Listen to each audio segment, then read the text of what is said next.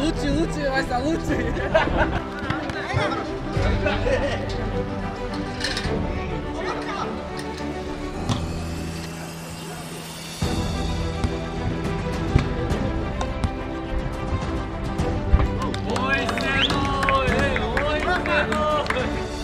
Өткөн жуманын эс алуу күндөрү Токмок шаарында 1993-жылы туулган жигиттердин демилгеси менен чоң саамалык болуп өттү.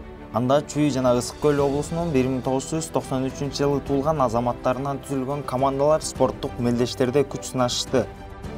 Эң негизги беттеш кичи футболдо орун алып 12 команда катышты. Мындан сырткары командалык аркан тартыш жана катышуучулардын билегин сынаган кол күрөш жана гиря көтөрүү боюнча мелдеш өткөрүлүп, салмагына карап 3 топко бөлүнүштү.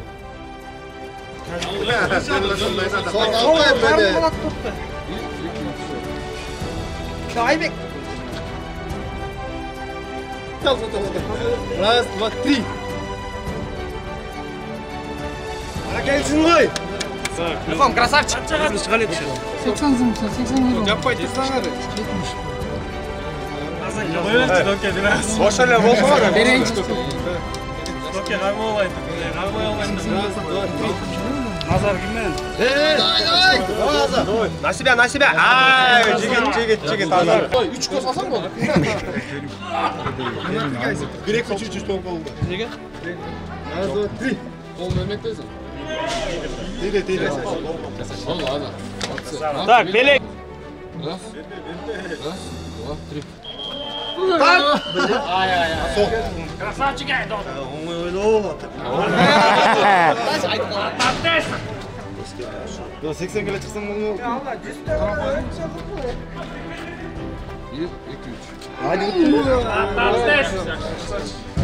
Арчалыны бүтөп. 2-3 то.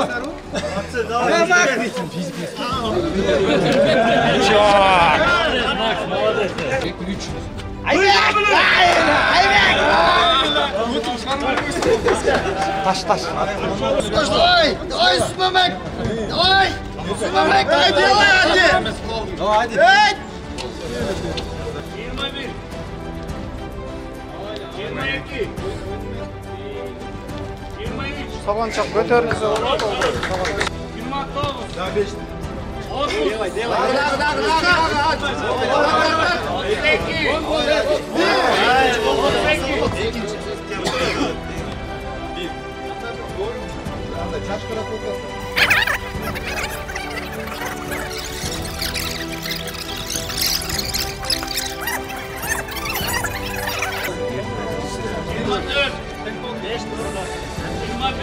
Делай.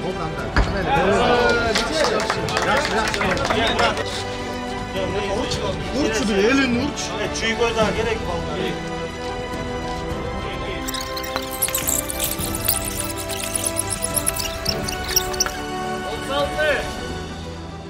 37. Sol çabuk koyulan jigitler. 38. 39. 53 arpa var. 40. Жинап koyun. Хорош.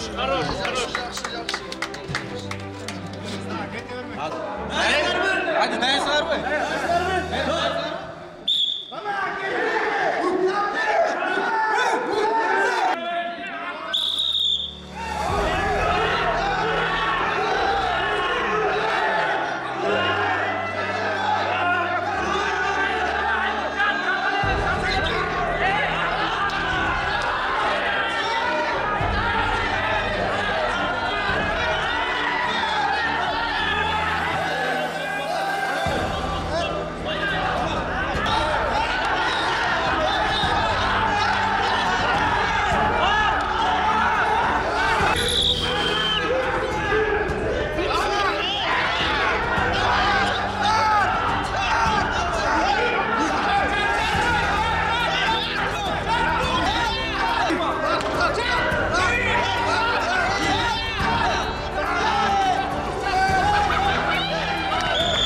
Жолугушуунун негизги максаты жалпы Кыргызстандын ортосундагы ынтымакты бекемдөө, спорт оюндарын пропагандалоо экендигин кийинки мелдештерге башка облустардагы чакырылаарын бир ооздон айтып өтүштү. Чүй облусунун 1993-жылы туулган жигиттердин арасында ынтымак жана биримдик оюнун футбол боюнча, кичи футбол боюнча өтөт. Токмок шаарында өтөт, эң жогору деңгээлде өтөт. Биздин максат бул жерде эч кандай саясат жок. Бул жерде бир гана достук, ынтымак, биримдик деген максатта өтөт. Мындай турнирлер кыргызча азыр жакшы бир эме болуп кетти. Шерине болуп кетти. Бул эми бул демилгебиз көптөн бери келаткан негизи. Өзүбүз Чүй Токмокто ушундай Чүй Токмокто өзүбүздүн шеринебиз бар 93. Анан өзүбүз менен өзүбүз ойной бербейли деп, өзүбүз менен катыша бербейли деп ушул жалпы Чүй областы, жалпы Кыргызстанды ушул ынтымакка чакырабыз, ушу 93-жылкы балдарды. Футбол менен эле чектелбей, Кудай буйрса, жакшы иш-чараларды, жакшы ушу Кыргызстаныбызга пайда келтирген, ушул жерибизге, элибизге пайда келтирген бир нерселерди кылалы деген ойдобуз. Ошо баарыңарга ынтымакка чакырам, жигиттер, ынтымактуу болгула, 93 алга. Бүткүл Токмок жаштары сүйлөп атат, буякта ойноп атышат. Ынтымакта, биргеликте, баардыгыбыз ушу биримдикте ден соолукту чыңдоо менен ошондой эле жакшы турнир организовать этип, ушу баардыгын ынтымакка чакырып, биргеликте ден соолукту чыңдоо менен бирге ошо ортодо ынтымак, биримдик, достук болсун деп, бири-бирин таанып билип, ушундай турнир болуп атат. Бул негизи ошо Кыргызстандын 93-төрүн бириктирүү максатында, бир ынтымакка келүү максатында ошо мероприятие болуп жатат.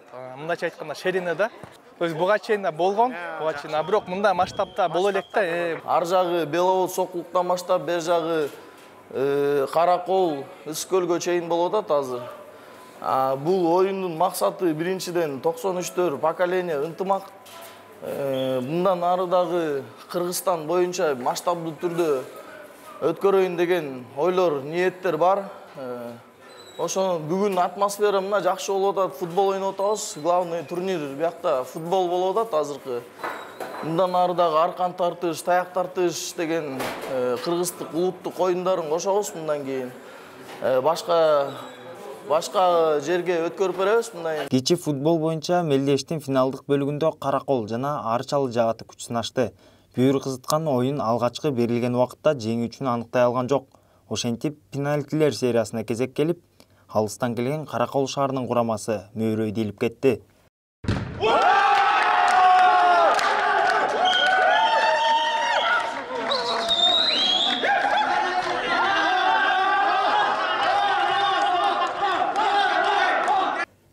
Командалык аркан тартышта иш-чараны өткөрүп жаткан тарап Токмок шаары жоон билек балбандардан куралгандыгын далилдеди.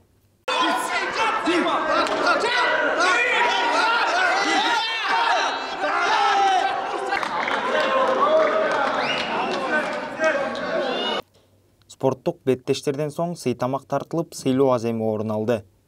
Бүгүнкү турнирдин мыкты дарбазачы Маматказиев Кудайберген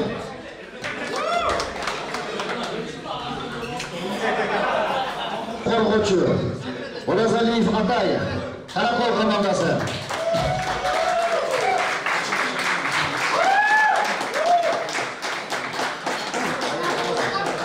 Ынтымак турниринин жигиттери мини футбол боюнча 3-орунду алган жигиттер Көкжар командасы. Команда Арчалынын жигиттери. Колчалар жигиттер биздин чемпиондорубуз. Ынтымак турниринде биринчи месттен алган жигиттер. Караколдун жигиттери.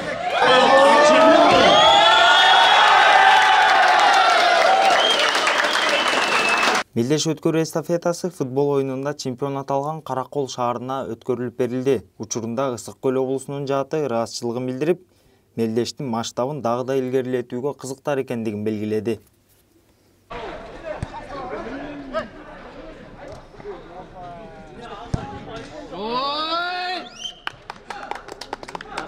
Только лайк.